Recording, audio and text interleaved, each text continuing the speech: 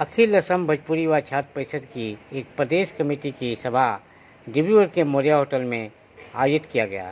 इस कार्यकारिणी सभा में असम के विभिन्न प्रांत से कार्यकारिणी कमेटी के सदस्य उपस्थित रहे। अखिल असम भोजपुरी व छात्र परिषद के नवनियुक्त अध्यक्ष गणेश सिंह की अध्यक्षता में संगठन को मजबूत करने के लिए चर्चा की गई। सभा में जिला स्तर की संगठन को मजबूत करने के लिए प्रभारी भी नियुक्त किए गए।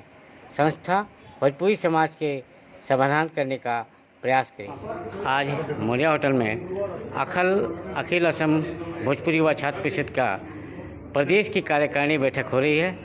इस बैठक में विभिन्न जिला से प्रतिनिधियां हैं और पदाधिकारी पहुंचे हुए हैं। हम उन पदाधिकारियों से मिलेंगे और जानना चाहेंगे कि अखिल असम भोजपुरी व छात्र परिषद असम के लिए, असम के साथ साथ भोजपुरी समाज और असमिया समाज के लिए क्या कार्य कर रही है और किस तरह से असमिया समाज के साथ मिलकर भोजपुरी समाज अपना असम में स्थान बनाने की प्रयास करेगी। तो हम मिलते हैं। आज पहुंची हुई हमारे प्रदेश की उपाध्यक्ष, मैं उनसे जानना चाहूँगा अखिल असम भोजपुरी व छात्र परिषद नई कमेटी गठित थी, फिर भी किस तरह से कार्य करने का रखती है और किस तरह से कार्य किए जा रहे हैं। सर्वप्रथमे मैं अपना चेनेल जोगेदी सकलो अखमबासीके सदৌ অসম भोजपुरी युव छात्र परिषदर केंद्रीय समितिर सभा उपसभानेत्री फाলৰ পৰা आंतरिक शुभेच्छा ज्ञापन কৰিছোঁ।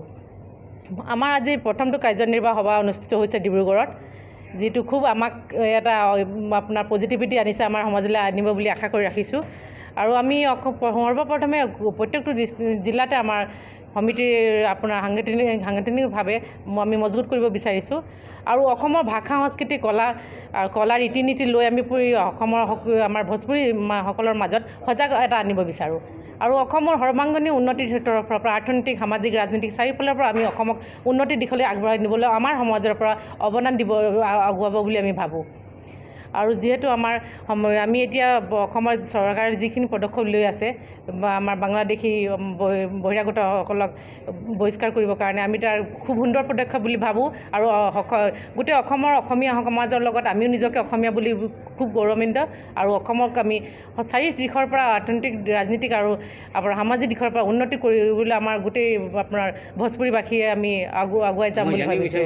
যে আপুনি अखिल असम भोजपुरी युव छात्र परिषद PRC কাষ্ট চাৰ্টিফিকেট কাৰণে যি প্ৰব্লেম আহি আছে, সকলো ভোজপুৰী ভাষা ভাষীসকলক কেনেদৰে এই উত্থাপন কৰিব? হয়, আমি যিহেতু আমাৰ পূৰ্বজসকল বহুতে পুৰণি অসমত, কিন্তু কিছুমান ক্ষেত্ৰত কিছুমান নথিপত্ৰ হেৰাই যাব পাৰে, বানপানী হওক বা বহুতো তেনে সমস্যা আছে, নথিপত্ৰবোৰ হেৰাই গৈছে। আৰু যিহেতু আমি এতিয়া তেওঁলোকে প্ৰুভ কৰিব পৰা নাই, হ'লেও আমি আমাৰ পূৰ্বসকল বহুত আগৰ পৰা থকাটো আমি নিশ্চিত। আৰু আমি অসম চৰকাৰক আমি ভোজপুৰী সমাজৰ পৰা এটা তেওঁলোকক প্ৰস্তাৱ দিব বিচাৰোঁ যে আমাৰ যিখিনি ল'ৰা ছোৱালী আছে তেওঁলোকক আপোনাৰ উচ্চ শিক্ষাৰ কাৰণে PRCখন খুব প্ৰয়োজন আৰু সকলোৰে প্ৰয়োজন, কিন্তু আমাৰ ভোজপুৰীবাসীক এইটো PRC নথকাৰ কাৰণে খুব এটা আপোনাৰ অসুবিধাৰ সন্মুখীন কৰিব লগা হৈছে। চৰকাৰে ইয়াৰ বিষয়ে এটা আপোনাৰ সুন্দৰ পদক্ষেপ ল'ব বুলি আমি আশা ৰাখিছোঁ। কাষ্ট চাৰ্টিফিকেট যিহেতু এতিয়া বৰ্তমান দি আছে, কেইটাবোৰ আপোনাৰ আমাৰ জাতিয়ে এতিয়া কেইবাটাও জাতিক চৰকাৰে এতিয়ালৈকে দিছে। আৰু আমি আশা ৰাখিছোঁ চৰকাৰৰ পৰা তেওঁলোকে যাতে আমাৰ ভোজপুৰী সমাজৰ সকলোকে কাষ্টৰ চাৰ্টিফিকেট দিয়াৰ ব্যৱস্থা কৰে যেন। संजय जायसवाल जी से मैं जानना चाहूँगा कि आज की कार्यकारिणी सभा की संगठनिक दृष्टि से कैसा रूप ले रही है? आज अखिल असम भोजपुरी युवा छात्र परिषद डिब्रूगढ़ जिला में आज हमारा कार्यान्वित हुआ है। आज हम लोग इस मुद्दे में आए हैं कि हम लोग असम में सब जिला 3 महीना के अंदर हम लोग फॉर्म करेंगे और हम लोग जहाँ जहाँ जिला नहीं है वहाँ भी हम लोग बनाएंगे। और हमारा जो उद्देश्य है, हमारा समाज को आगे ले जाना है, असमिया समाज को भी लेके चलना है।